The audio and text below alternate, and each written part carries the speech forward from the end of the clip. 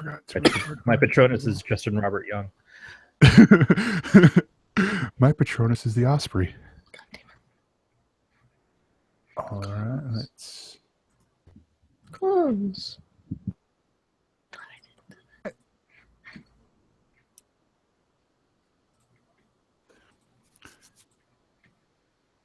Oh, this mic is too sensitive. I can hear my beard, me scratching my beard. I didn't hear it. I did. It's through here. It's through like this. I heard the scratches. I get super paranoid at those things too. It's just like, all right, let's just hear me scratch, scratch, scratch. All right, and then get to that. This is live right now, but it's not. I'm gonna be editing this stuff, and Beat usually edits the YouTube, and then I edit the audio for the podcast. Oh, okay. So we're all... Yeah. We are live on YouTube. I posted the link in our group chat here on the Hangout. Excellent. So if you want to... I will do that right now.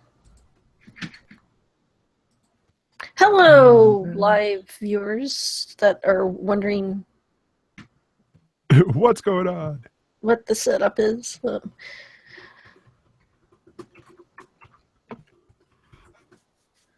Do you guys have a Twitter for the show, like an at, you know? Yeah, at ElseNerds, and then at Galactic Netcast. Or did you get it changed to network? Okay, good. I got that one. Yeah. Yeah, I need to get back on that Patreon for them. I was on it for a while, but then I had to cancel all my Patreons because I was broke. I know the feeling. Same here. Totally know the feeling. One retail job and then went to another retail job, and I'm like, I could probably wait. I'll probably do it once I get promoted because I make a lot more money. Although I did a bunch of orders from Amazon today because I had some birthday gift cards, and I made sure to use the through point for the Galactic Radio, Galactic Network. So they get the credits for those. No butt plugs, though. Sorry to disappoint anybody. No butt plugs. So do you guys interact with chat during the show? A little bit. Okay. We've mainly been doing the YouTube chat, but it's usually Beat will be muted, and then he'll communicate through the Hangout chat. Awesome. Okay. When he wants to add stuff, and then I got my eye on the chat on Diamond Club. I actually got like a whole bunch of friggin' chat rooms in there because we got one in there as well, but no one uses it. I'm the only one ever in there. Oh, since our show's not on Diamond Club, that might be why. Am I following you guys? Do I need to? I don't think you're following me. What's your Twitter at? My Twitter's or the Twitters are at the bottom for us in the show doc. Right before this has been so I'm at, perfect. Okay, I'll get all. Oh yeah, duh. All right, cool. And I already tweeted, but I'll do it again. My thing should be blowing up with. Actually, I think it is. I think that's why Jeremy Clarkson's telling me he's mending something over and over on my phone.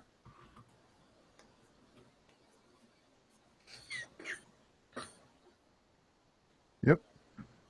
That and Schwood. All right, I got you, Gregor. That's cool. Thank you. All right, I already had you, I guess. Let's see. I think so. Yeah, I don't know. House Comics. Oh, well, I'll fix that one. Captain Temerity is his other one, but he thing with that. Well, I did the other night when the debates were on. I kind of my personal. You actually watch those? It's still okay for stuff like that. The Don't Ask Comics one is where I'm trying to focus more things because I'm trying to promote Don't Ask Comics. And there's nothing about me that I need to promote. But the views reflected by at Captain Temerity do not reflect those or the views of at Don't Ask Comics. They really do, because at this point in time, Levi can give a fuck about any of it. He's like, just whatever.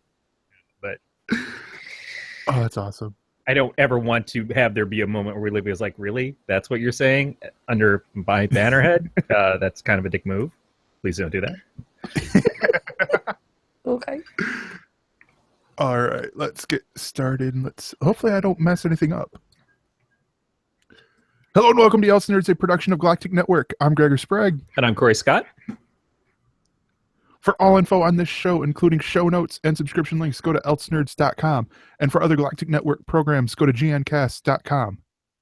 On ElseNerds, we have a tendency to speak about things that you may not have read, seen, watched, whatever yet. So if you're worried about spoilers, please know that we are going to spoil things very, very much. We also will swear. Usually that will offend some people. Today we're going to be offending our very special guest.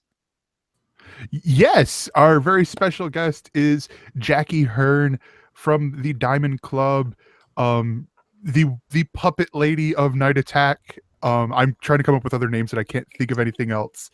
Jackie, how are you? I'm doing great. Thank you so much. What an honor that you guys invited me on the show. I'm looking forward to this. I'm looking forward to figuring out what you think an honor is, because this ain't it. Hey, I don't need much in this world, but no, I'm kidding. No, but we're gonna challenge that for you.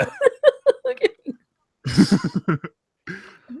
But yeah, so we're gonna get right into our news, and the first news story is Ben Affleck standalone Batman film will be titled simply The Batman.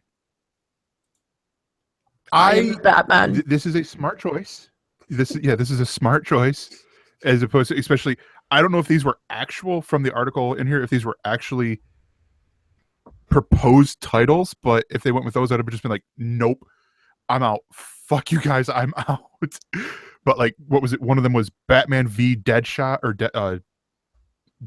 Deathstroke. Sorry, I forgot which character was being in there. And it's like, yeah, why? But The Batman sounds good. The Batman was, I could see them, was one of the cartoon series titles, and yeah. I don't remember it doing very well or hanging around very long, but that's also at a point in time where they were canceling every cartoon after about a season or two just because, fuck it, girls don't buy toys. Yeah. That was the excuse that DC made for canceling several cartoons, is they were like, but girls don't buy the toys, so why should we continue to promote Young Justice even though it's got great viewership? And the fact that half of that viewership happens to be girls. Oh, I'm sorry, DC. I kind of thought that girls were on equal standing as guys, but, you know, fuck you. I'm sorry. I had to back away for a moment just to say I don't quite agree with that. Here's Superman. Yeah, exactly. Let's see, what else do I have? Batman in here. I have Batman. Here's Batman. Here's Batman. Here's the Batman. There you go. Girls buy. Well, I'm currently wearing.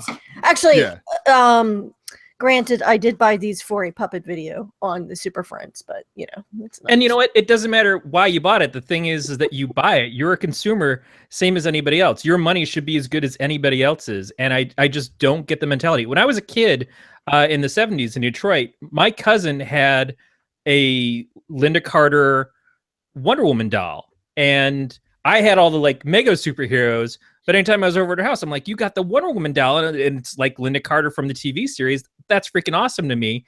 And she had no qualms about the fact that this was a superhero that she was playing with. It was one of her dolls, and she played with it as a superhero. It sucked that there weren't enough other figures to go with it to be able to do the same kind of stories and stuff that I would do with my Mego dolls. But we are at full absolute point of like, women are geeks. Women like the same shit that you've been saying that only men like for years. Fucking figure it out. And I just don't get why. Well, we're way off topic. I'm already going off somewhere. So the Batman. No. You're I like still fairly on topic. Mm-hmm. Yeah, because I was going to add, this actually happened in my store this week.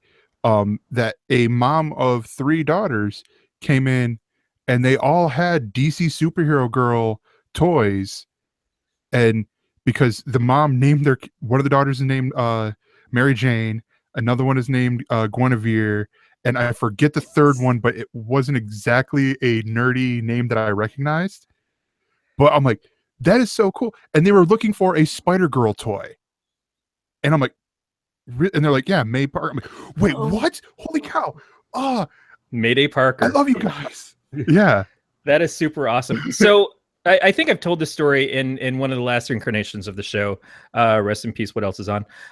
And that was about the mother who came into the comic store when I was working there and was looking for Wonder Woman stuff for her son, because her son was really into Wonder Woman. And I was just so upset that there wasn't age-appropriate stuff of Wonder Woman in general. Like for a 9 to 12-year-old kid, there just isn't anything there. But let alone, that's right there as a point, is that it's not always... Female figures aren't just purchased by females, and male figures aren't just purchased by boys. It runs the gamut. You get to enjoy both. And there are boys who like these female characters. When I was a kid, one of my favorite things with and I'm a little weird, but my Mego superheroes was that the clothes could come off. And so I would take the Robin outfit and put it on Batgirl, because even back then I thought Batgirl should be Robin. I just thought she was badass. I thought that's the way it should be. And this is years before. Yeah, I know. Thank you. That I'm not quite that's that not weird. where I thought that was going. I would put Batman's costume on Superman, because then it would be like Bruce Wayne walking around without the cowl on. But yeah, yes, it's a dress up thing. Boys would like to be able to do those things as well. So having the removable outfits and being able to trade them out, you kind of get to create your own superheroes, or you create your own scenarios. And I think that that's a big part of imagination building. That's a big part of what makes you want to be a storyteller growing up. Why do we not feed into that more? And I was listening to an episode of the 90s Percentile today where they're talking about 90s toys. And there was some perception that Dan had that was, kids today don't really play with toys as much. They play with apps. And I'm like, that's okay, as long as the apps are feeding the same forms of this creativity. And if you're talking about something like Minecraft is obviously, it's the Legos of tomorrow. I think what it's missing is that tactile response, that touching. And that is probably something that we'll get more of in virtual reality. But there's something very different about having an app where all the creativity is programmed out for you versus having limitless things that you can do. Because, like, here's my G.I. Joes. There's a whole backyard that is a whole scenario that I can make for them to go and fight in. It was Army guys, it was G.I. Joes, it was everything else. And now there's this whole other world. I would take the eggs that were the basically what my mom's pantyhose would come in, and I would do cool shit with those eggs. Like, they were either, this is a spaceship from Orc, or this is something that can be like used for storage for my other characters. All the stuff around your house is a possibility of a toy. It's like a cat finding a box, and you bought this expensive thing for your cat, and the cat's like, fuck you, I want the box. That's all okay. Kids need to have that experience. Kids need to be able to feed their imaginations, because that's how we learn. That's how we grow. That's how we make this shit for tomorrow for the kids of the next generation. Yes. I would have something smart to say about that, but right now the only thing I can think of is to say, hey, to JF Dubois, the writer who just got a movie deal. Movie option, which is huge. Yes, he got a movie option. That's so freaking cool and all that. But no, like the toy thing, I see that, like, that people go more in Minecraft. And also, another side note, if people think I abuse my mod powers right now on the server I play on, wait until Minecraft gets in virtual reality, because I am not flying ever again. I will just be in there flying, and they'll be like, why is Craig derping around? Oh, he's in VR right now. Just leave him alone. I love this discussion about the toys. You're absolutely right. And as you were talking, I was being very distracting. If you could look at my little corner, because I happened to find a shark on my desk. Bad shark repellent. I took Batman, and he's riding the shark. So that's a whole nother universe of Batman underwater. No, but you're right. That I mean, yes, kids can use apps, but in Minecraft is kind of the exception there. But like, does that mean that these kids are going to learn coding so quickly that they're going to be able to create the universe in their minds that we did when we were kids and we played? You know, so no, I mean, you want to encourage the openness as much as possible. And I think that's kind of why, as a very grown adult woman, I'm still playing with toys and with puppets and with things. Actually, I could find a Supergirl toy, and I needed one for a puppet video, so I took a Barbie doll, took off all of her clothes, and then I created a Supergirl costume for her to put her in my video. Oh, nice. Oh, sure, but when I do it, no, I mean, and that's a good point too. Is learning coding, which is something that we're trying to encourage, is great, and having the ability to do that stuff is obviously that's going to be where a lot of the careers of tomorrow are coming from. Engineers are where a lot of the careers of tomorrow are going to come from. But with both of those things, you can't just go through the motions without having the imagination of creating something from those foundations. So if you're going to code, what are you going to code to make? If you've never played a video game or you've never seen something and imagined like, oh, I want to build this, I want to make this world, I want to do something like as vast as Lord of the Rings and make that in a film, or I want to make something like a Pixar movie, and you can code stuff, but if you don't have that final, like, here's where this is going to lead to, then it doesn't do you any good. You know, it's like a machine that doesn't know what it's going to build. It just sits there and rots because no one gives it something to actually make. That's a Pixar movie in itself, I think. I'm really excited that at this point in time, like we're going to talk a little about in a little bit, New York Comic Con was this weekend, that it is such a prevalent thing now, and that geek history has embraced these things. I wish that we weren't so self-hating still. I wish it still wasn't so elitist at times, but it's still pretty magical when you see all these people that are going there and they're in costume and they're creating not only the characters that they led from the comics, but they're creating new versions or mashups or whatever. Sometimes they're creating their brand new own superheroes or ideas. And I think that is just brilliant. And it's so fantastic because we value that now. We celebrate that now. And none of this has anything to do with Batman, but whatever. To one quick point before I switch us a little bit here. One of the things I saw from New York City Comic Con was Riri Williams cosplays. This is a character who hasn't really been. Yeah. She's been a backstory in Iron Man. She hasn't even really fully debuted in her armor yet, and people are already doing costume or cosplays. And not only that, cool.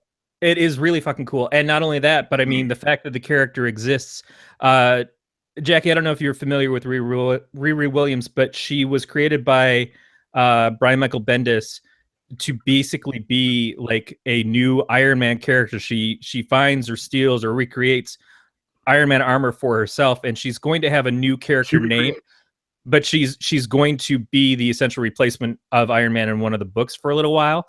And she is a young African-American girl who's super intelligent, who's taking these things and making it her own. And just for the fact of who she is, that's including people into cosplaying who may not have had a character that they could feel like, oh, this represents me, and I get to go and dress up like them now. So already to see that happening is a big deal. And a few years ago, it was Spider-Gwen, the Batgirl of Burnside character got big. These were things that people were like, oh, they're just making this to appeal to cosplayers.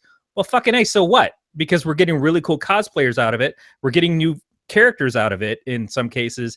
And all it is an addition. It doesn't take anything away from what else there's been or what else exists there.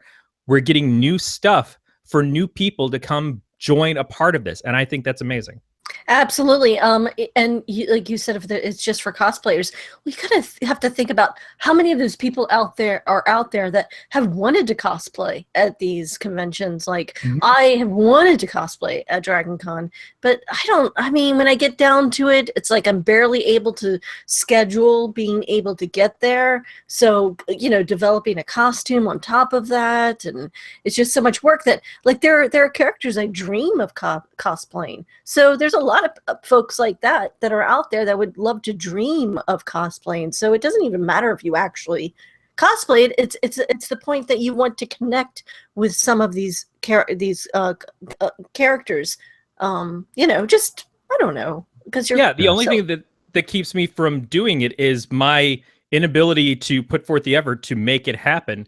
But there are people who are just putting every effort into doing it, doing amazing bits. Absolutely. And even the stuff that isn't as amazing. So what? You went and you got to cosplay a character. You got to have fun. Put a t-shirt on. Just go. Yeah, just enjoy yourself, man. I even look at the redesigns. Like you had the Batgirl Burnside is a more street level look. You have Spider-Woman's finally redesigned costume, which is a more street level look.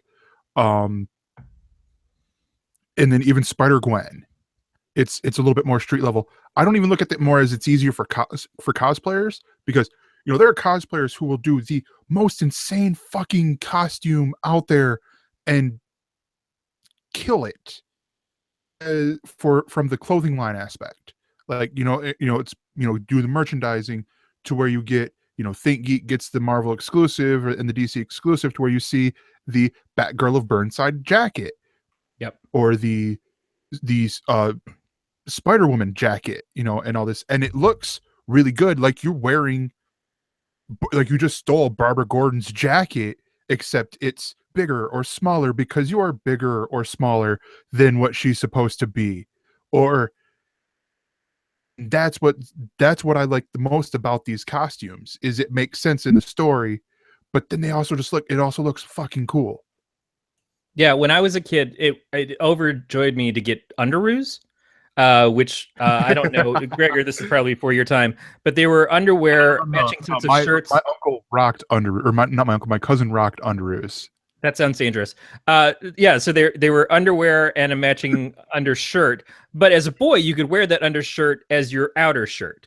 So the shirts were superhero symbols. So there was a Superman symbol, there was a Batman symbol, Flash, whatever.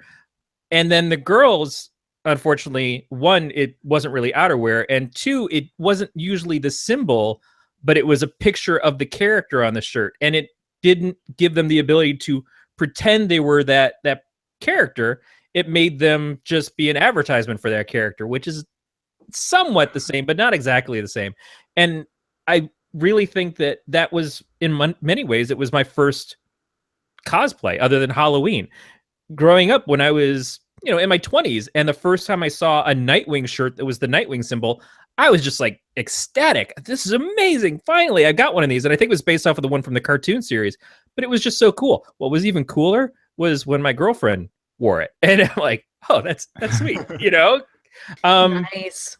I just, I think it's funny because this has always been pitched at boys, and it was never really something that should have just been pitched at boys. And it was just short-sightedness, and the amount comics have obviously gone through ups and downs of success over time, but I think that the highest points are when they started making comics that were not just aimed at dudes. When we saw the 90s boom happen, it was a lot of things like Vertigo. It was a lot of things like Strangers in Paradise, and the indie comic scene started happening, and we were seeing women come into shops. Like I've worked at 3 comic shops, and all 3 of them have either had a female owner or a female manager of some sort throughout the time. And that probably, I don't know that necessarily colored my opinion on things, but it certainly made it more apparent to me that this is not a guys only thing. And as women would come into the store and I would talk with them, I would not only, it's you can put Death, the High Cost of Living in a woman's hands, and you know that they're going to like the book because the book is phenomenal. But it's not like every woman who came in liked the same kinds of stories. Some of them were very superhero oriented. Some of them liked the extreme line from Image Comics. Like I had a girl who came in week after week, and she was into the Rob Liefeld stuff. And that was so different from what you would expect at that point. But it's cool. It's okay. I mean, it's better than okay because, hey, I'm selling Rob Liefeld stuff, which at that point in time was, popular enough that we should keep selling it. I just think that it's tough to see the backtracking, and worse that it's the backtracking from either the really high ups in the company who just don't get it, who, often we point at them and say, you just don't get it. You're not the creatives. You're the... Go play with your Barbies. Right. Or worse, it's the fans. That really bugs the shit out of me when the fans are like, no, you're not a nerd. you don't like this stuff. You can't name the issue of X-Men where they first fought the Brood. Well, neither can most dudes. And it doesn't make them less of fans, and it shouldn't ever come down to that. There's no entrance quiz. There's no secret password or code to get in. We should all have decoder rings, but it's not for exclusivity. It's just because decoder rings are cool. I don't know. Early rant. I wanted to add something about the costumes. One of the I've been seeing the next con that I go to where there's cosplaying. I was going to do a combination of the old Wonder Woman and the new, because when I was a little girl, Wonder Woman was my thing. And I actually have a photo of a costume that my mother, who was an artist, created for me, and I took it so seriously. I was like 7 years old or 6 years old, and I'm standing there with my hands on my hips. And I'll use that photo when we plug this show on Twitter, so I'll add that. But now I've kind of wanted to do both a new Wonder Woman and the older Wonder Woman. But you know what? I'm going to be hanging out when I go to these cons. I'll be hanging out with my friends that I respect, and I don't want them to look at me like, "Oh, she's wearing a hooker outfit." I mean, like that's the bottom line. You know what I mean? Like that's the bottom line with these costumes for women is that, oh shit, I got to lose those last 20 pounds before I decide to wear that thing. So that's another challenge for women with costumes, but that's a whole nother story for a whole nother episode for you guys. We can do a whole show on that. Yeah. I completely agree that you should wear something you're comfortable in, but I also think that you should be allowed to be comfortable in whatever you feel like is your comfort zone. And so if you're like going out there and you haven't lost that 20 pounds and you're just rocking it, then rock it. Fucking do it. And yes, there's honestly, it's probably more than 20 pounds, but I'm just I ain't throwing stones because I can't lift because I'm fat and tired. But I do agree. It's nice to see more practical costumes happening. At the same time, I think that, again, you don't have to discount one to have the other. There should be both. There should be representations of both. If there are characters, I think Power Girl, yes, it's silly that her costume has been about a boob window for so long, but it's been written in such a way by Jimmy Palmiotti and Amanda Conner that it makes sense for the character. It works really well for that particular character. So I don't want to take that away from that character. At the same time, not every other female character that gets introduced should have that kind of costume, especially when we're talking about some of these characters are 15 years old. I don't feel comfortable having 15-year-old characters dressed up like they're in less than swimwear. That seems way out of line to me. But some characters can. It's just, again, representation for everybody. The more that we have of various types and sizes and colors and everything else, the better it is for the industry because everybody gets to find something it's their jam. I'm spot on. Looking for my jam. Yes. Exactly. My last thing about the story that we originally had, is what story was that? I'm sorry. It was something about Ben Affleck doing like they're calling the movie The Batman, or whatever. But Ben Affleck in the Underoos. But I look at this and I look at how their things are going, and where I enjoyed Man of Steel. I did enjoy watching the Ultimate Edition of Batman versus Superman: Dawn of Justice, and that's what infuriated me more about the movie. Is I had to watch the Ultimate Edition to get a good movie out of it, in my opinion. And I do agree with Corey in that there are some things that I don't like. Oh, well, let's bring Jimmy Olsen in here just to kill him off. Fuck you guys. Or that Jesse Eisenberg, like, give me Kevin Spacey Lex Luthor. Like, I like that one from Batman, or not Batman, Superman Returns. I mean, if we got to get stuck with Jesse Eisenberg, can we go back to that one? I mean, please. And all this. But again, my opinions. I know, Jackie, you liked Batman versus Superman. So, but I mean, it's not to say like you're wrong. It's just like I don't like. No, it's fine. Jesse Eisenberg belongs on the Social Network, not as Lex Luthor. No. Here's the thing. Here's the thing. He plays a better Zuckerberg villain. He's better manic. He's definitely better manic as a character actor, and that's. But if you're gonna have a manic Lex Luthor, my only issue was do something better with the character then. And I felt that there was so many things that just sort of happened because they needed to happen for the plot than what actually made sense on the screen. But I like Eisenberg. I like him in plenty of other things. I think he's a great character actor when he's playing type, and that was the type that he chose for this movie. And whether or not that's right is opinion or taste. But I think that the failings of the character weren't so much this is the Lex Luthor that we have. It's like what they had Lex Luthor do, or the circumstances that just sort of happened around him to make the plot happen. Those are the things I took issue with. Yeah, or the fact that he stands out a building and yells over at Windsor. Well, Windsor is filmed in Detroit, Joe. Windsor knew what it did. So the next story is, oh my God, they're only at the second story. Oh shit. Yeah, we are only at the second story, folks. I'll move faster, I'm sure. Kelly Sue DeConnick is set to write Redliners TV series for NBC. So those of you in the comic book world will know Kelly Sue DeConnick for reinventing the character of Captain Marvel, who I have the toy right here because I'm a member of the Carol Corps, and she is so fucking awesome. Doing her expansion into television, she's already got the deal with her husband Matt Fraction, who's another great comic book writer, with their company Milk Fed Criminal Masterminds, which they expanded with Universal TV for another 2 years. But she is set to write the upcoming NBC's upcoming TV show Redliners, which is based on a series of short stories by Charlaine Harris, which also inspired True Blood. So I read this because one, Kelly Sue DeConnick, and then two, the description of the show. It's in the tone of Mr. and Mrs. Smith, where Redliners will mix humor, romance, and espionage. Former spies living in suburbia who are reactivated when a failed hit on one of them leaves the assassin dead. This just sounds so cool. And she writes really funny when she wants to write funny.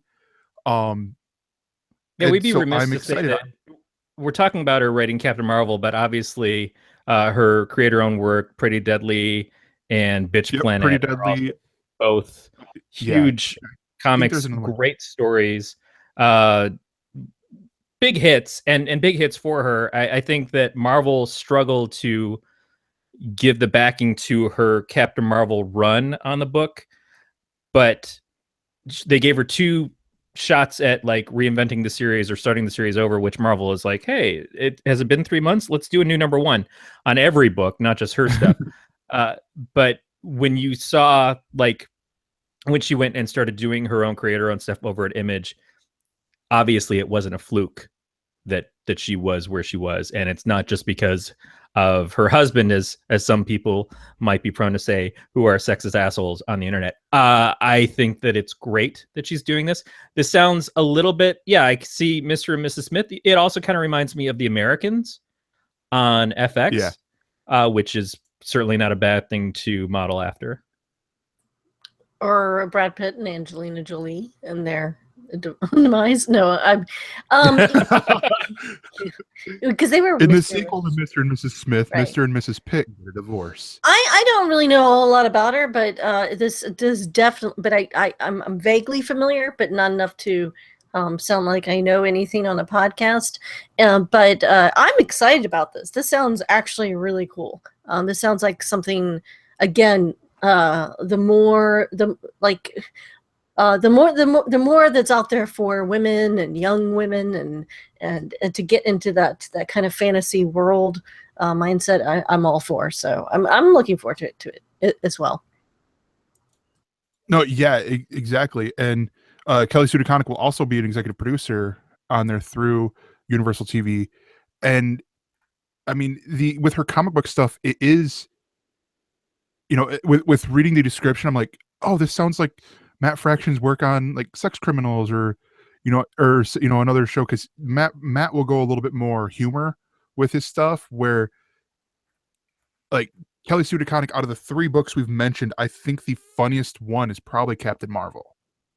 And it's not even an overtly funny, it's the fact that when they recreated her, because she was Ms. Marvel, they made her like almost like a Chuck Yeager telling pilot jokes sort of thing, as opposed to, or because she's out of tune with how things go now, sort of deal. And that's what really hit home for me, and what I really enjoyed about the book and all that.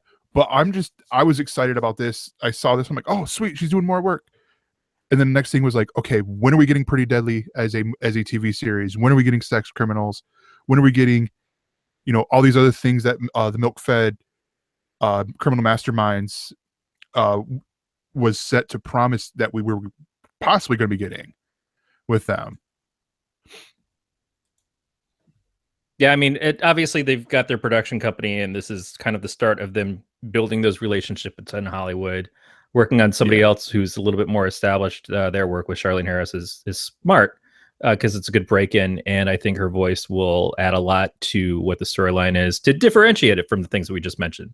It's okay to have a jumping-off point that's similar to Mr. and Mrs. Smith, or Keeping Up with the Joneses, which is the new movie that's coming out right now with John Hamm and Gal Gadot. But she'll bring something different to it. And of course, she's not going to be working alone, but it's good because it'll show what she's capable of doing. And then they'll say, all right, now what are you going to bring us? Mm-hmm. No, exactly. And also, I had something, but I will end with the Emerald City executive producer Sean Cassidy will also be writing with her. That's the guy that you said she wasn't be doing this alone, but still, it's really cool to see. Our final news story is one that Jackie picked out. She's like, hey, I like this one. And I'm like, all right, cool. And this is Eternal Sunshine of the Spotless Mind TV series is in the works. Part of me thinks like, okay, this is going to have to be an anthology series. You don't know the plot of Eternal Sunshine of the Spotless Mind. Kate Winslet and Jim Carrey. Yeah, they sort of just forget each other. So interesting. I remember I put in our notes, I'm a fan of this in a way, but I'm a fan of Eternal Sunshine for the Spotless Mind. I think it's by far one of my favorite movies. I watch it when I feel like I need to forget. Let me forget. I want to forget, those things. But but then I wrote later, oh, I think I'm a fan. I don't know how this would play out as a series. And I'm a little bit scared of that. Well, that's the one thing I did think about. I did think about that too when I first saw it. I'm like, all right, is there really anything to go off of here? But I do think there is, as if it's an anthology, like like Fargo, if it's not about a couple. I mean, it's one thing, like doing Fargo, where the first one is similar to what you have in the movie and having that first storyline. But if they make it more about the company that does it and the stories that stem from that versus just a couple of people. Totally agree. And not retelling. Kind of a series of stories of people that are, Yeah. Mm-hmm. I mean, we've been watching Westworld, which Gregor did a review of last week. We've watched the last 2 episodes. And Westworld, when you've seen the original, is kind of it was a 2-hour movie or around that, and it was very simple and easy to get the point across. What they're doing with it to make it a series is you have to just do so much else with it, and you have to grow it out so far. And even when you're watching it, you're like, but it's sort of repeating the same day over and over again. Isn't this going to get a little old by the time we get to season 3? I don't think that it is, because it's very smartly plotted out, and it's done in a way that stretches things while building a greater story and not displacing the believability of it. I think that it's kind of amazing, and this is what I'd like to see from this. It's smart to take some of these ideas that aren't explored and say, okay, yeah, you recognize this because you've seen this movie or you've read the story somewhere else before, but we're not just giving you that same thing over again, and we're not just stretching it out to 10 episodes or something. We're going to do something different with it, and it's just a concept is the jumping off point. Excellent. That's exactly where I was hoping this conversation was going to go. I completely agree. And also, I will point out that hold on, here. Also, I'm going to point out that the production people behind this are doing a lot of stuff that you. Oh, that's why their bandwidth is so. Why am I? Oh, fuck you guys, dude. Thornman Auto HD. No, go to medium, you assholes. Sorry. I have to fight them sometimes. But the production company is Anonymous Content, who did True Detective. They do Mr. Robot's the big one. They've also got other stuff coming up, like Britt Marlin's series, the OA, or the OA, and Selena Gomez's 13 Reasons Why, as well as TNT's The Alienist. And it's so that's what. First off, I'm like, wait, Anonymous Content does more than just Mr. Robot? I didn't know that. First off, but I mean, that's something that I could see being cool. Like, if you like these shows and you like the movie, then you're probably gonna like the TV show coming out. Completely agree. Yeah. All right. Well, that is it for the news. All right, we are back, and it is time for Nerding Out. This is where we talk about a TV show, movie, game, music, whatever nerdy thing that we want to talk in depth about. And Corey, I'm going to start with you because I have no idea what this is that you're going to be nerding out about. This is my focus on trying to keep it brief, which for me means it'll only be about 27 minutes. I'm not sure. So instead of saying I had a show that I watched or a book that I read or something this week, I wanted to bring it down to something really simple, which was one moment. So I've been watching this season of You're the Worst, which this is the third season. I've stuck with it since the beginning. The season's been a little rough. It's been a little back and forth on some of the episodes. Yeah. And I haven't been 100% sure if I was going to stick with it. But the episode that just came up this week is kind of the culmination of several things. One of them is Edgar's storyline about he's been having to deal with basically post-traumatic stress disorder. PTSD. And his drugs that he's been put on by the VA has not been helping him, or they were affecting him in ways that were causing him to have sexual impotency. And he's in a relationship and he really loves his girlfriend. He's trying to make this work. And he felt very frustrated by the fact that his mind's still a blur. He's not getting better. It's doing other things to him. So that storyline's been going along with the other characters, Lindsay and Jimmy, and all of these people are having their own things going on. There's this moment in this scene. This episode was about the last Sunday fun day. They go on an excursion to kind of like find a hidden bar, which is sort of a hipster thing right now. It's like you go and you find a speakeasy. You have to do this whole kind of scavenger hunt to do it. And in the midst of it, the rap group that is part of the show, they give Edgar a pipe. They give him weed. And he's like, I don't know if I really want to do this because of all the problems I'm having and stuff. And they're like, just fucking do it. And so he's walking around and he's smoking this vape pipe as they're doing everything. And they go to Chinatown and there's all these fireworks that are going off behind him. And he's just having a casual conversation with Lindsay.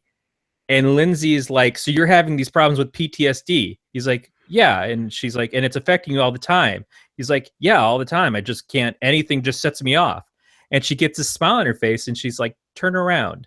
And he turns around and all these fireworks and everything are going off. And he just realizes that the weed is helping him deal with the PTSD, and he hadn't even realized what was happening. And it's this beautiful moment because Lindsay is usually very shallow. She's portrayed as very shallow in the show. She doesn't care about other people. She's like having her relationship with Paul is she's pissed off at him all the time, so she stabbed him, and she's bummed out that she has to take care of him.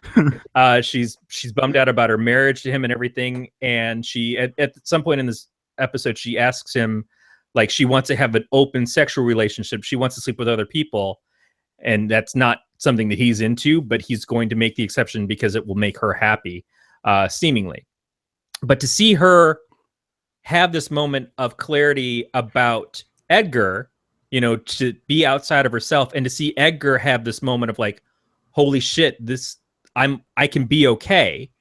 And then they go down to the beach and they get a bunch of fireworks and they're just firing them at him. And he's just standing there and kind of taking it all in and just breathing easy and accepting it and going on living.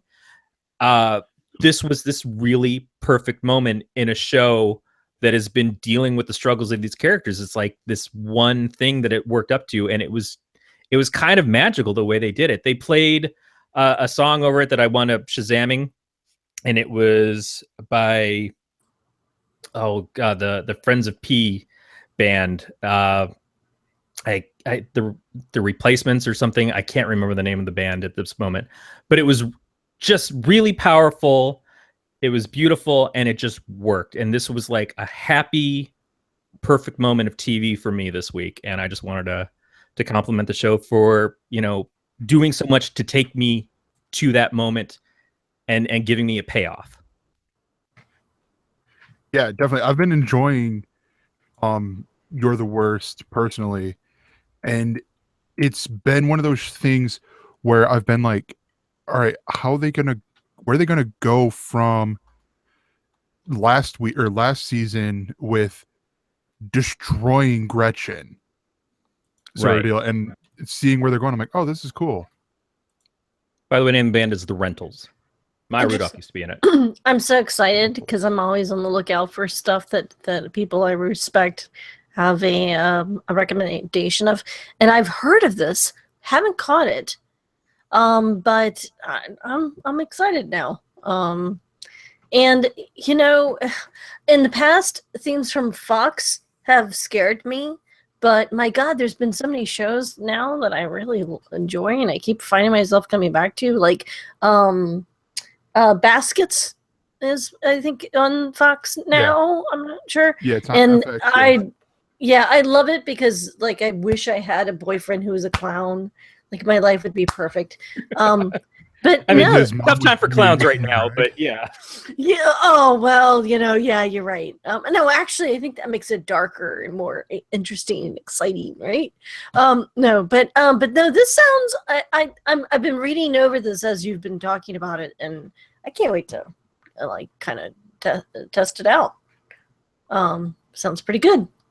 No, yeah. The basic premise of the show is this girl and this guy both realize that they're self-absorbed, just assholes. And then by the end of season 1, they're like, oh, well, we're dating now. And season 2 goes darker, and it seems like season 3's going up, but not quite out of this darkness that they went into. And I'm like, I'm in. You've got me sold on this. I love that. I love anything that takes traditional romantic kind of drama comedy and turns it into something different. So yeah, it's that they're unrepentant assholes. We are terrible people, and we can be terrible people together, but it's never an apology of I'm awful. It's more of like, okay, you know, that's, you're awful, I'm awful. We're worse together, but we're better than everybody else around us. Yes. All right, so that is Corey's moment of the week. I feel like that needs to be a segment. It might be. Moments with Corey. All right, so Jackie, I want to do yours because mine, I'm still trying to figure out if I'm going to do both or whatnot. But yours is Black Mirror, and so getting caught up for the season 3. Oh yeah, yeah. I've been getting ready for season 3 for since the moment that I heard Dan Trachtenberg was going to be editing or directing one of the show's episodes playtest, I've been watching Black Mirror since it came out. I watched it as a UK show on Channel 4. I used a VPN. Or maybe I was in the UK. Who knows? We do it all here. It's all fine. And so I've loved Black Mirror. I love this modern twist, this that brings in the new world to the Twilight Zone. It's right up my alley. I like feeling a little bit uncomfortable, and that's what each episode of Black Mirror does to you. So much so that I started a podcast on it. So I have a podcast called Black Mirror Reflections. I think we record on Fridays on Diamond Club TV, and I don't know where you can. We're on iTunes and on Stitcher and all that. But regardless, so the new season, a kind of a guy that's in our community or been around our community that a lot of us kind of revolved around with Dick Nation and Revision 3. Dan Trachtenberg, he's directing the episode playtest about a game show. And it looks really, really good. And the whole next season, I'm so excited about. There's going to be 6 episodes coming out October 21st on Netflix. And then there's another 6 episodes of this season that will come out in 2017, probably earlier on in 2017. Yeah. So and they're already working on the season 4 or series 4, as they say over in jolly old England. Yeah. Well, I remember when Dan was doing, he apparently, Dan Trachtenberg apparently recorded the last episode, and that was in March or May, because I tried to book him for Court Killers, because he had just gotten done doing 10 Cloverfield Lane. And he said, guys, I'm sorry, I said I could do the show, but I can't, because I'm in London recording directing a new episode of Black Mirror, but don't tell anyone. And I was like, I can't tell anyone? Oh my God. But here's this cute little puppy that I'm going to hand you. Don't actually pet it or love on it. Yeah, but we finally got him on a couple weeks ago, and he gave a lot of insight, because I've been reading all of the Black Mirror news because of the podcast that I do. But he gave a lot of really good insight to this season and how it was done, and how it was kind of Charlie Brooker's given over the reins to certain writers and directors, and so it sounds like it. And with the I guess this story in particular, so I'll wrap this up, is about the trailer that came out on Netflix, and it gives you a little glimpse of each episode, and I don't know, I'm very excited. October 21st. Yeah. I'm going to make an admittance here. I recently got into Black Mirror, and it is mainly because of Dan Trachtenberg.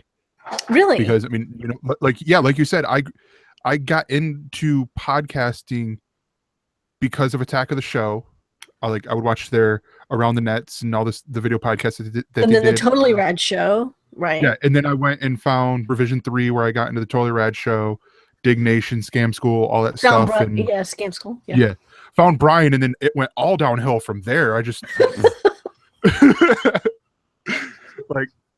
started doing everything, mentioning watching him through Game On, and then got in with Glenn, and that's where I'm here now. It's all because of this stuff. Interesting. Yeah. So, what do you guys think of Black Mirror? I mean, otherwise, like, are you excited about it? Because I know I am, but I'm excited, and it's because it's an interesting concept. I love this show because it's very much, like you said, the Twilight Zone, but for all about technology. It's not, and even I was like, Dan, like, okay, what does Black Mirror mean? What is the name? And it's like, oh, it's just the screen reflecting back at you. Okay, that makes sense. And I've loved numerous episodes, and it's weird because like I go through and I'm already like, okay, I know which episode I like more than the other one. Like, I love the 15 million credits merits, right? Or 15 million merits episode. And also from watching a lot of British shows, I pick out people. I'm like, oh, I know that dude. He was in here, and Downton Abbey. Yeah, and some other people. But also, it was never Downton Abbey. Oh, okay. There's like 4 Downton Abbey people, but not that I really got into that. But the other thing is they one thing that I noticed, and I know this that my co-hosts of our podcasts, well, we realized is that a lot of the episodes are actually they're not well you can tell someone, you know what, you can start at any time, you can watch any episode, they're all the stories are different, there's still interconnection, and that came that made complete sense when you watched the last episode that appeared, which is called White Christmas with John Hammond. They used elements or themes such as, what will the criminal justice system look like in the future? You know, what does someone go through when you block them from the internet or your world? And so a lot of that kind of combines together. So that I like that, and I hope that with this new season we still see some of those threads coming back. But I will stop now and let you guys, or we can move on. But yeah, I could talk about it for. I have a damn podcast about it. I could talk about it for ages.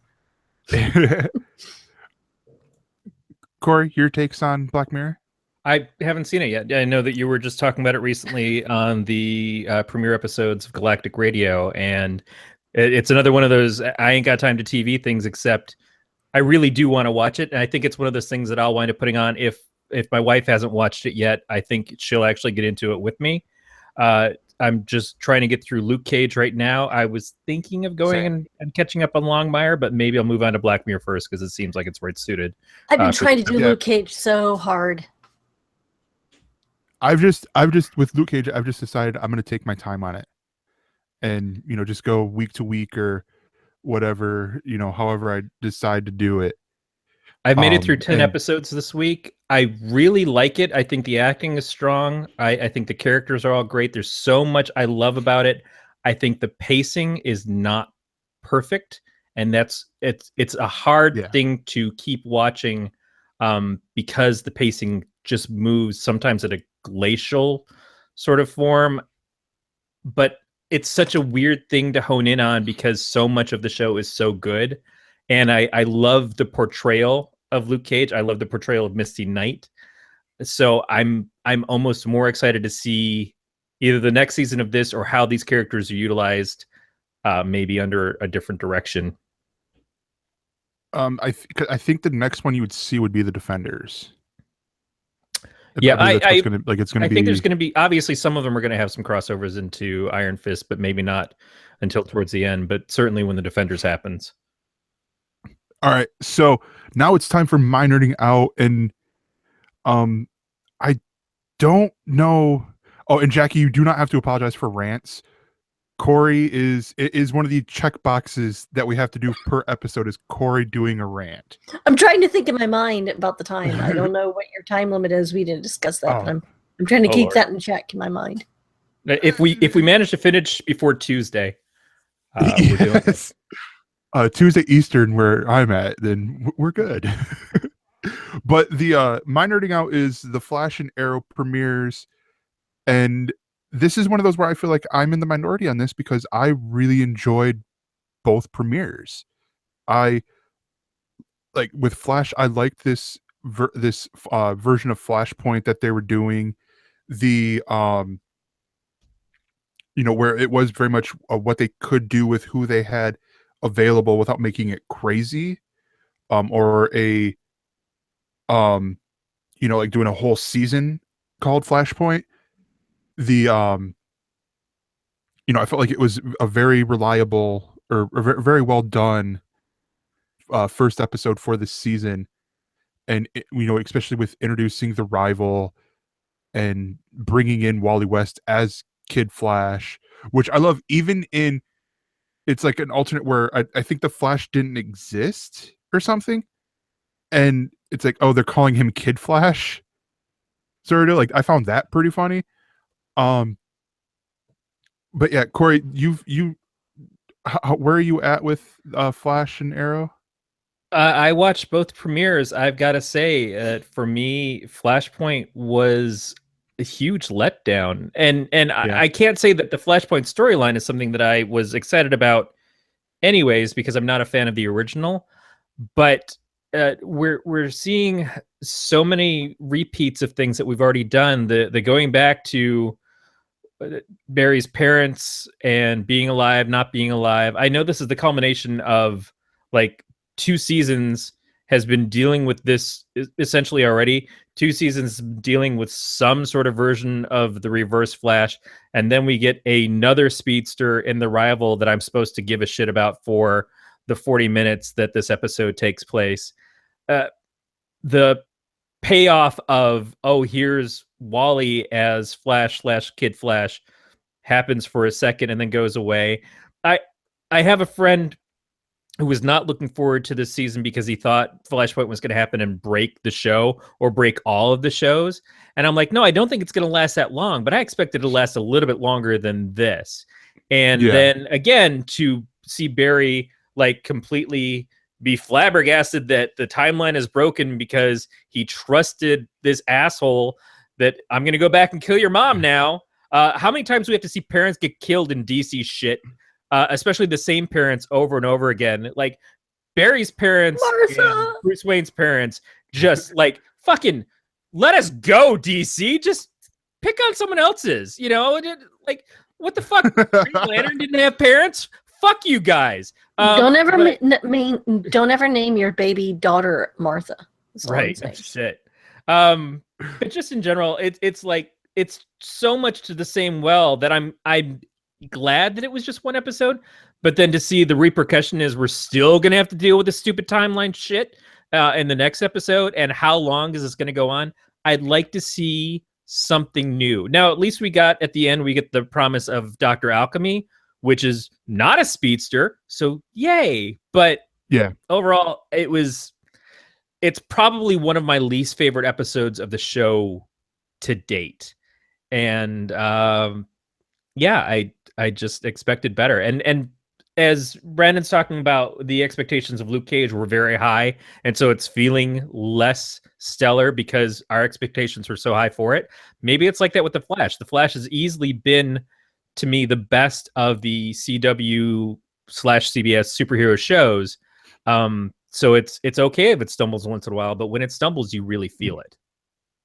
And JF is asking, has there ever been a DC alternate story where Bruce is the one who gets killed and his parents become a crime fighting duo, and flip that fucking trope on its head? And it is Flashpoint in a way, where in that story, Flash goes, does this weird time travel thing prevent his mom from dying, which then twists everything on its fucking head, and Bruce dies, so Thomas Wayne becomes Batman, and Martha becomes essentially the Joker in that storyline, or in that universe even. And it is an interesting thing because you do see a lot of the villains and superheroes get flipped as well. Like Wonder Woman and Aquaman are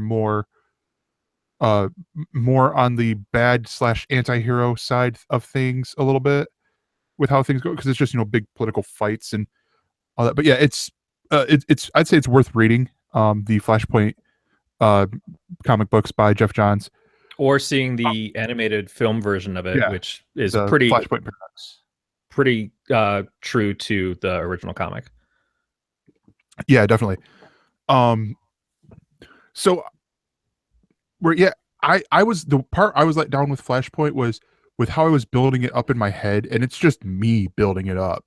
I thought it was going to be something where we would have a reason as to how Wentworth Miller's Captain Cold is back, and how Supergirl is going to be in here, especially when they're talking about a 4-part crossover. So I was thinking, it was going to bring in, much like the Flashpoint comic brought in the Wildstorm universe, it was going to do the same thing with the Supergirl world, and nope, here it's in now. And that didn't happen. They've said that it's not, Supergirl's in her own universe. I'm like, you fucking kidding me? Come on. You don't have to have the crossovers all the time. Like, oh, here's Martian Manhunter over on Flash this week, and next week we're going to have Cisco. I said beforehand I couldn't really talk a lot about the CW stories, but I have followed Supergirl too a little bit, not as much as I should to even be able to talk about. But I do know about how Flash had made his crossover to Supergirl, but there's no reference back. So, you know, it's kind of like, oh, you can come on my show, or you can go on Supergirl's show to make her look good because she needs the help. But like, I don't know, whatever. Out of last season, that was my favorite show out of all 4 programs. That episode was my favorite because it was just, they had so much fun with each other. They had so much fun being superheroes. It wasn't the high pressure angst, and you got to have angst in superhero shows, of course. In any good show, you have to have conflict. But it was just so enjoyable to get to see these 2 characters meet up and like, holy shit, you can fly! Holy shit, you're way fast! And just like, that's a spaceship. That's my spaceship. That was the greatest moment in all of these all 4 of them last season. I thought it was just magical. Yeah. And I recently resaw it because over the summer, CW had been airing the first season of Supergirl. And I caught that episode and I'm like, this is really cheery. Like, really, really cheery. And I loved it. Well, I think, and all that. I think honestly, because those 2 actors have very natural smiles. Like, you look at them, they just go to smiling more naturally than go to scowling. And it looks right on them. And those characters that they're playing are characters that should be smiling a lot. And so they play that up. And when you get the 2 of them together, it's just like when you get Cisco and Felicity together, they feed off of each other, they work together well, and they bring out the best parts of each other. And so much of what these shows are based around, like especially Arrow, it seems to be the characters bringing out the worst of each other. And that's not what you do with these 2 characters. Yeah. Then so we got the Arrow now. And Arrow, I was okay with the premiere. I think it's interesting with how they have, they brought in Anarchy for the very first thing here, and the line of, oh, Oliver is running late. Oh, is it a blonde or a redhead? Brunette, actually, and it's Anarchy. I'm like, okay, that's a little clever writing there, but it seems like, okay, Oliver just needs to get over the fact that the old crew is not coming back. Like, that's what this whole first episode seemed like, is, all right, Speedy's coming back, right? Now, and John's gonna come back, right? And it's just like, okay, maybe not. No, not really. You might just want to get over things here, sort of deal. And I don't know. I did enjoy the episode, but it didn't feel as strong as the other episodes. And I really do think we're getting at a point now with the flashbacks that the flashbacks are going to be previously when I was the Arrow, sort of deal. Like they've implied that this season will be the last of the flashbacks because it's the 5 years before he comes back, and so this should be the end of it. I don't like how I just basically said I don't like how the characters interact with each other, and it just seems like it's a bunch of broken people just continuously breaking each other down even worse. There was a severe lack of joy on the show for the last 2 seasons, and I don't know that it's getting any better. That Oliver's still kind of semi-pining for Felicity and thinks that's going to happen, and then they show her with some new random fuckface CW guy for the relationship of this season. The only thing complimentary I can say to Arrow right now is, 1, I'm looking forward to Mr. Terrific because I don't give a fuck about the rest of it. Mr. Terrific showing up, I'm going to watch for that alone. And 2 is they've really upped their game when it comes to stunts, where with Flash and Supergirl, it's all about the effects. With Arrow, last season, I started to see it happen, is they're pushing forward on more practical stunts, using the effects a little less. I guess they're saving all that budget for Oliver's wigs, but it just in general, I think that they've done the best that they can do for a show, a weekly show on a channel like this with the budget that they have, to make the stunts look good, and that's something. That's something. And I like all the actors on it. I wish that I could like the writing and the way that they're utilizing characters better. Every time I see the characters on a different show, I like them 20 times more. Like anytime they show up on Flash, it's more fun. Or when Flash shows up on Arrow, it somehow drags Flash down. I don't know why. No, yeah. But yeah, so that's it for Nerding Out. Now we will take a break. And we're back. And our discussion point is focused on Jackie a little bit because she's our guest, but also because one of her podcasts she does is related to my coffee or my mug right here. I don't know if you can tell from the audio or from the video listener or watchers. We're going to be talking a little bit Walking Dead. And this is also because New York City Comic Con just happened, as we mentioned in the news. But we have this, and The Walking Dead had their panel at Madison Square Garden in their theater.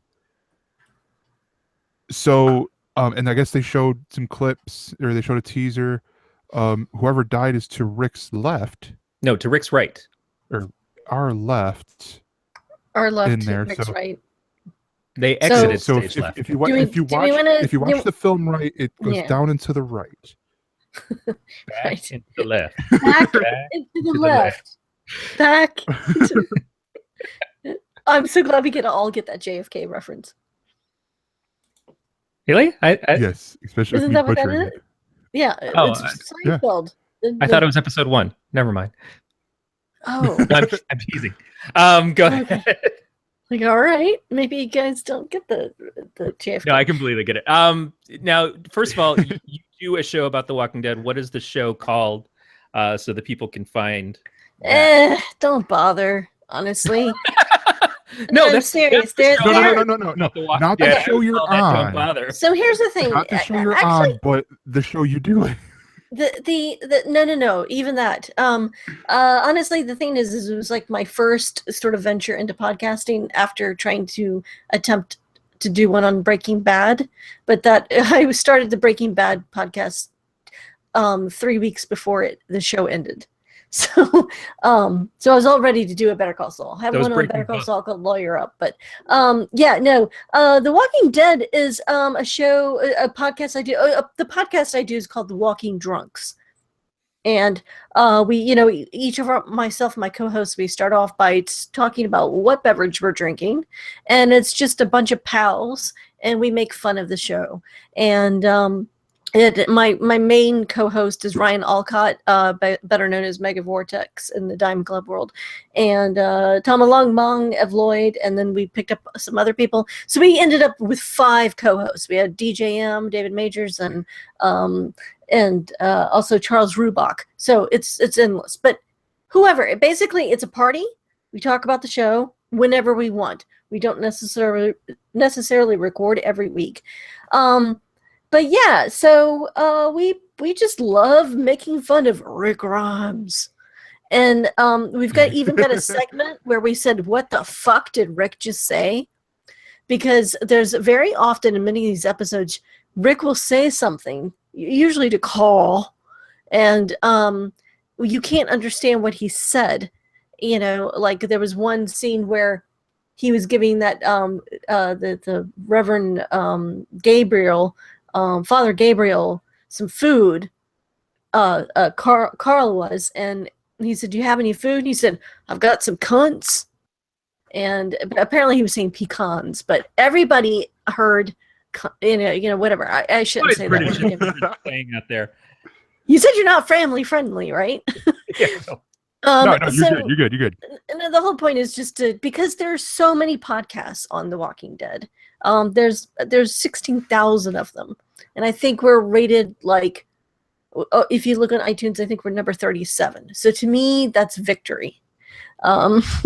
It's also how many sexual favors that some people have done in their lives. There you go. It could be, But no, for the new season, I guess with this Comic-Con, we're getting to that. That's the main point. I'll make my point really quick so we can move on. I guess they're teasing who died, who did Negan kill, and if you've read the comics, you probably have one view. But as you know, Robert Kirkman has been saying we want to get back to the comics as much as possible, but not always, so you never know. So in my without saying who I think really it is, I will say that there are maybe 3 real possibilities, and that's either Glenn, Abraham, or Daryl. And I have been saying, even though I really like Norman Reedus, I kind of hope it's a Daryl, because I think that would spin that show so crazy. People will go nuts and whatever. Just make it nuts. Make the show absolutely nuts. I think that's the best thing that The Walking Dead can ever do at this point. I mean, how many people can you kill off? Everyone is going to die. You know? And it would take some balls. It would take some honest bravery, because the common conception has been, kill Daryl and we riot. Kill Daryl and I stop watching the show. Then. Yeah. He's the most popular character. He's the one that everybody wants to win The Walking Dead at this point. He's the only one who hasn't been broken. Yeah, he's the only one who hasn't been broken to the point of he hasn't gone personality wise to shift and then shift back. He hasn't turned heel like a fucking wrestler from the 80s. He hasn't grown. He's grown since he was introduced in the very beginning, but he hasn't oh, this week I'm tough, and this week I'm a little bitch again, and then this week I'm tough again. This week I'm gonna kill people when I find them, and then next week it's oh, I'm not gonna do that anymore. The Rick switch, or even they've done it to Carol, which is really disappointing, because Carol was, she grew to a point where yes, she was the most badass person on the show, but she earned it. She earned every fucking step of it, and then to back and now her they're down, pulling her. Yeah, exactly. That's a problem I have with the show, is that there's a consistency problem with a lot of TV shows, and I see it on Fox shows and Fox movies probably a lot more than anything else. But some of these shows, you can see when they're growing long in the tooth, because they stop realizing who the characters are, and they just write the characters for the story as opposed to writing the story for the characters. And I think that's kind of where I lost out on the show. The other thing is, I just was tuning in to see who the fuck died this week, and I'm not a fan of snuff films. I've made a couple in my life, but I just think that it's pretty piss poor that the most interesting thing I can say about your character is wanting to see them die. And I don't like that. And so I tuned out, and my wife was I was already at the point where I wanted to quit, but because it was something that my wife and I watched together, I was like, okay, I'll stick it out with you. And then when the whole thing was happening with Glenn's dead. Oh wait, Glenn's not dead. The fuck?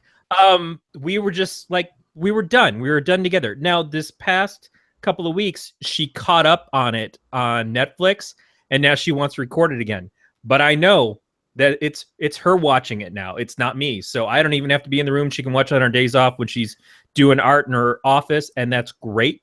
You're not even going to watch? No, I'm through. And when I hit a moment of that with a show, Greg will tell you when How I Met Your Mother was on the last 2 or 3 seasons, Glenn Rubenstein was like, okay, so they're going to finish off the show in a season. I'm like, fuck it, I don't care, I'm out. And he's like, you're not going to just stick it out to see the last 2 seasons when we actually get the real? No, they fucked this show hard. I don't want to come back and just get raped again. I'm sorry, I'm done. I will say though that I kind of Corey had.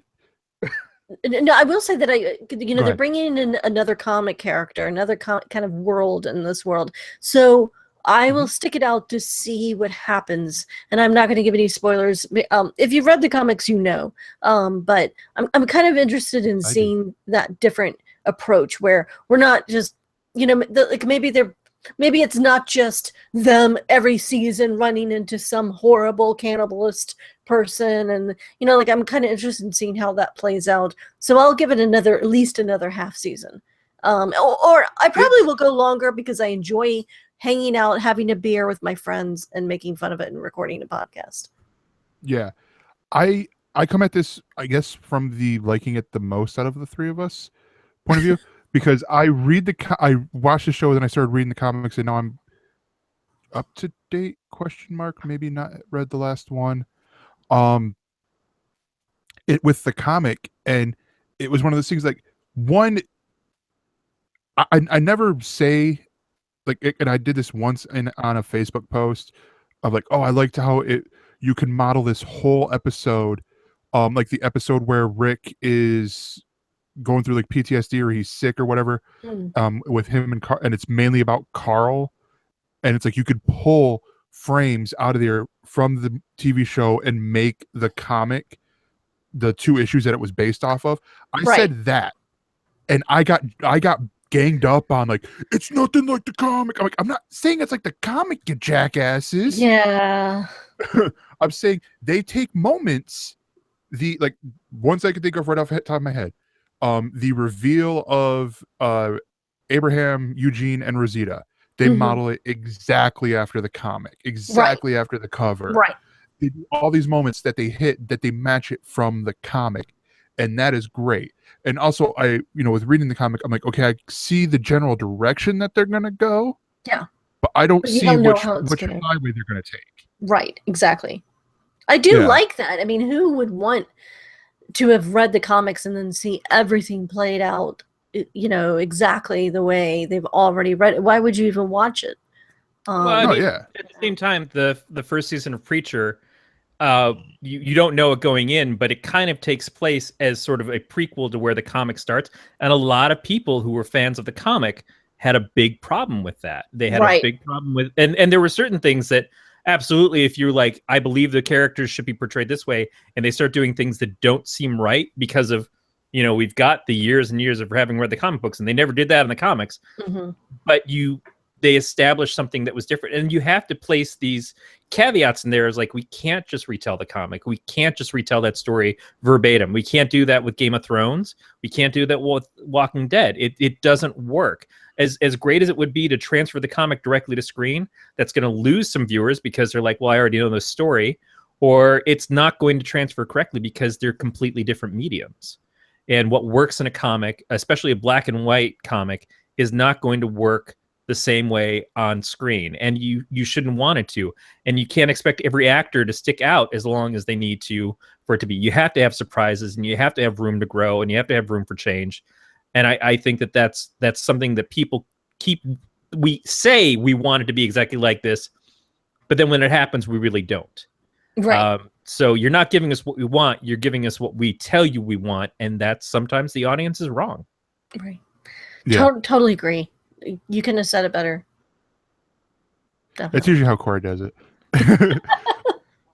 I had something I was going to say, but then I got distracted because JF said a comment. I'm like, I got a question for him, but he's not the guest, so he can fuck off for a second. Well, go on to another thing. I could talk more about The Walking Dead or not. It doesn't make any difference. Okay. Sorry. No, I don't need to. What I'm saying is hit whatever you want. I'm loving this discussion. I'm having so much fun on this podcast, by the way.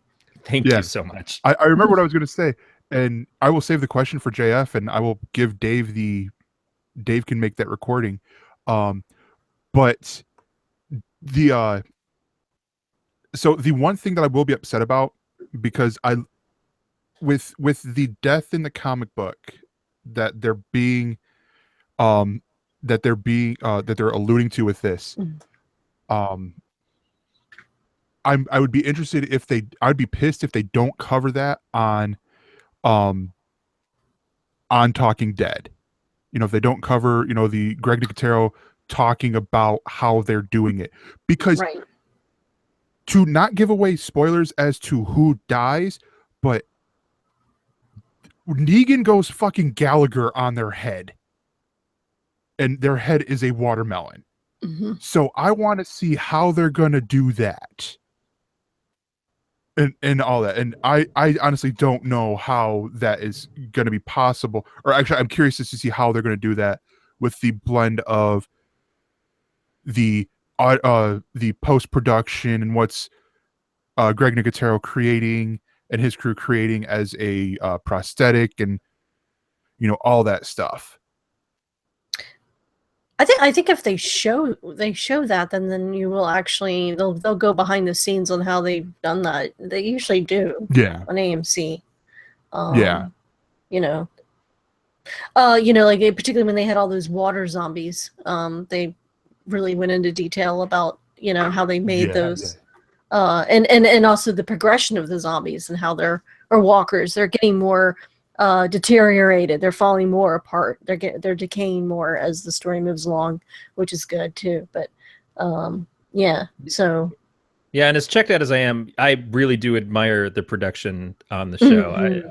And the originality of like we're not just doing one type of zombie, and they have thought that process through of like how far along they should be and the differences, and I think that is truly amazing.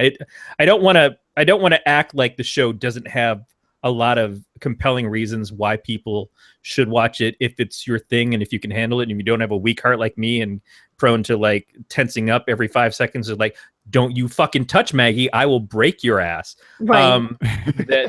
Then yeah, it could be a great show for you. It stopped being a great show for me. But it's still I think really it's kind of run its course, and all great things need to come to an end at some point. But yeah, so I don't know. I just I've had enough happy days, and I'm sorry, but Fear the Walking Dead is Joni Loves Chachi. I didn't need it. I don't want it. Doesn't make things better. So what would be Mork and Mindy in this situation here? The Walking Dead in space. What Walking Dead spinoff would have to be Mork and Mindy in this situation? I mean, it probably it's not Fear the Walking Dead. I'll tell you that. Yeah, no, it's not. No, go ahead. You're right. I can't stand Fear the Walking Dead. I watched the first half season of the first part only because of doing the podcast. And there are other people who wanted to talk that in my little like I said, I have 5 co-hosts. Some of them wanted to talk about it, and I was like, no, I'm done. I'm not getting involved in Fear the Walking Dead, and I have not. All right, so I'm not going to be a pro, and I'm going to mention the chat because I love Brandon Raymond's response of Rick and his phone. That is the Mork and Mindy spinoff. Is Rick and his phone? What? That needs. Okay. You can explain that to me later. I don't really, but I don't get that. In the prison when he was he had his mental breakdown. Oh God, yes. I'm sorry. The phone. Yes. Yes, definitely. Those oh God. I thought it was really interesting that when he's talking to nobody on the other end of the phone, that when he goes to hang up, he says "nanu nanu." I was blown away by that. Shuzbutt, girl. Shuzbutt. Honestly, that was about the time I started doing the show, The Walking Drunks, and it was because it was so much fun to make fun of that. There's just so much to do. That can be said. So I feel really bad because there's so many great, really, really great Walking Dead podcasts out there. The Walking Dead or the Dead Cast is one of them, I think, with Jason and I forgot her name already because it's been so long since I've listened. But they really do their research and don't listen to my podcast unless you want to listen to a bunch of knuckleheads get drunk and maybe finish the show. Well, you got to understand. The thing with podcasts is some of them are informative. Yeah. Some of them are entertaining. Some of them are based on the personality of people. And some of them, like us, just exist in a fucking vacuum. But no, you guys... People listen to your show because they like you and they like the people that you're doing the show with. I think that you hit a point where you realize, okay, this is no longer about The Walking Dead. This is just like hanging out with my friends every week. Right. So all 4 of our friends watch the rest of the 5 of us. So yeah. Mm-hmm. Yeah. No, that's exactly right. But 4 doubles our viewers. Shut up. No, hey, Corey, no, we got 5 right now, dude. We got 5 right now in watching live. I don't know if they're counting Jackie Us? and you. Yeah, probably. But yeah, so I don't know. I'm still excited. Thankfully, oh God, I will be so glad once we get done with and I quit seeing in my feeds, my news feeds. Oh, it's like who died or who could have Negan have killed in The Walking Dead. It's like, shut the fuck up. Right. I don't care about your goddamn petition on them re-editing the thing or giving you something because you can't wait 5 minutes. Right. God damn. Again, don't give the fans what they tell you they want. You know, you're leading this charge, and if it blows up in your face, it blows up in your face. But own that. Just fucking own it. That's why I say kill Daryl. Kill Daryl because. Yeah, and I've heard. Okay. So this is one other thing I will share, and it's the theory that my former coworker gave me. So there will be spoilers. There won't be spoilers because I don't know anything. But he said that he thinks there's gonna be 2. It's gonna be Glenn goes, and then Abraham goes, and then Glenn reacts in such a way that Negan's like, "All right, you too, fucker," and kills him too. Interesting. Sort of thing. Yeah, that's what I heard him say. I'm like, that makes sense, but it's safe a little bit too because, you know, one of them died in the comic book and all that, and it's like one of them should have been dead. Right. Yeah. Sort of. No, it was flipped. The timeline. It was Glenn and then Rick is how he said it. Oh, okay. Oh well, Rick's not Abraham. going anywhere. Yeah, Abraham is who I meant. Well, yeah, Rick was. Abraham was supposed to like the. Well, I see. I don't know how much your viewers want to hear comic book spoilers, but there was a storyline with someone else last season that died a particular death, and that was supposed to be one of these characters we're talking about, and that didn't happen. So I'm not. Yep. You know, but honestly, my biggest prediction is that episode 1. You know, and I hope I'm wrong. Episode 1, I don't think is going to start off picking right back up with Negan. It's going to start off with this: what is Morgan doing? What is Carol doing? Be like, hey, all you people who hate us, we feed on that. We're hungry for it. Bring it on. Yes, exactly. I don't think that. I think it's because it's one thing that a lot of the shows have been doing is do it that way, honestly. Go to the other side. So I think it could very well be where's Negan been in all this stuff recently, and then the end will be him swinging Lucille, or probably know where Lucille's been. So we just see it's a lot of shots of her up against the side of the wall in the trailer, or whatever, and then Lucille comes out and brains Glenn or whatever. You know, at the end of the day, as much as everybody complained, like they didn't show it, they built up all season, they told us it's going to happen, and they didn't show it. Everybody has talked about it. Everybody has their theories about who it is. It has been water cooler talk off and on for the entire postseason to the start of this season, and people are jumping up again with their theories. And I think that that's exactly what you want to have happen for the show. It helps keep it relevant when maybe it might have lost relevancy, because people care. You know, whether they're angry, whether they hate you, whether they say they'll never watch again, they're talking about you. That means they give a shit, and you've done something right. Right. Yep. Well said. All right. Exactly. So on that note, we are going to wrap things up here. And this is where we do the fun bits.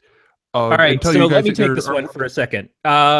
So we at Galactic Network, obviously, like many podcasts out there, we have the needs for some support, and there are different ways you can support us, and the easiest way is by going to gncast.com/support. Now, I just want to talk about this because I did bring it up last week.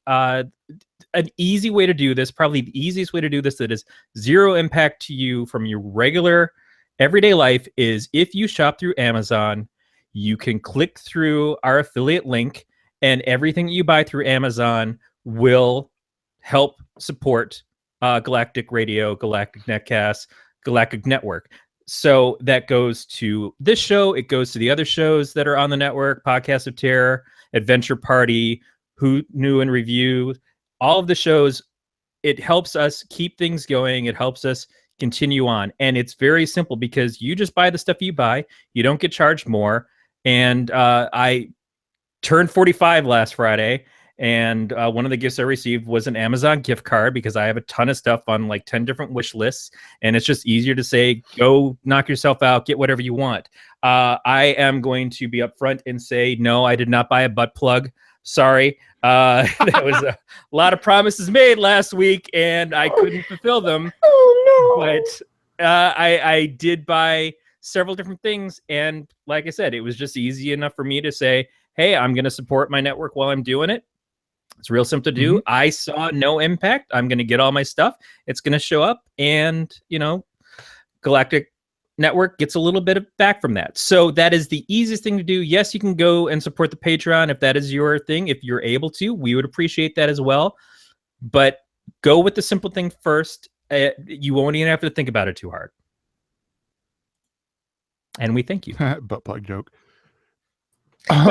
You can also contact us by leaving a voicemail at 805-328-3966 or email us mail@elsenerds.com. All of our subscription links can be found under gncast.com/subscribe, and then also if you want to join our Slack, I believe it's gncast.com/signup, which I believe someone did recently, and we should be seeing them in the Slack chat soon. But yeah, you can find all of our social media stuff by searching for Galactic Network, and you can follow the show on Twitter at ElseNerds. Our producers, Beatmaster is at Beatmaster80. Evan is at Mr_Fusion. I'm at that Gregor. Corey's at Don't Ask Comics. And before we do the typical thing, Jackie, where can people find you? Oh, you can just follow me at Twitter. I'm at JackieHern81 on Twitter. Or if you want to know more about like my puppet shenanigans or some of my silly podcasts, you can follow me, JackieHern.com. I just want to do a quick little plug that I'm starting a new little podcast thing where I interview people like you guys, talented people who are doing great stuff in this great giant world of ours community. It's called What's Cooking with Jackie Hern. And you can find that again at JackieHern.com. Yes, awesome. Go there. And the final thing to be said is this has been a Don't Tell Glenn production. We will see you guys next week. Or else. Bye.